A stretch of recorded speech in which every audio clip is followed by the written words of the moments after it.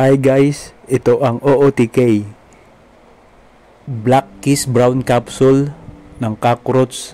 Ang female cockroach kaya mag-produce ng 9 to 10. Ang itlog nito nasa loob ay nasa 14 to 16. Pag napisa, napakarami. Ito naman ang ensign wasp. Bakit lagi may ganito sa bahay mo?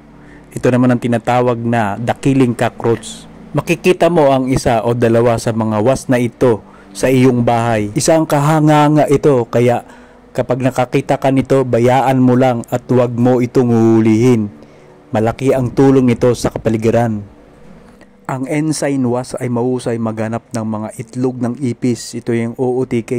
Ito ay kanyang tutusukin at magsasalin siya ng kanyang itlog. Ang babaeng ensign wasp ay nakatagpo ng isang cockroach egg case. Tinatapik niya muna ito gamit ang kanyang antena, siguro para kumpirmahin na ito ay isang katanggap-tanggap na host para sa kanyang itlog. Pagkatapos ay humihiga siya sa tabi nito at itinaas ang kanyang mga binti laban sa OOTK.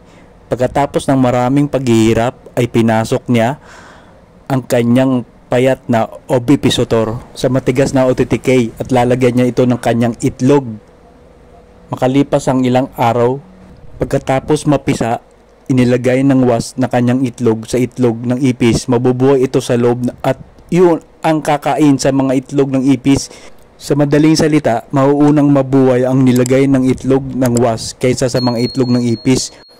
Walang ipis na mapipisa mula sa kaso ng itlog na parasitize ng isang ensign wasp.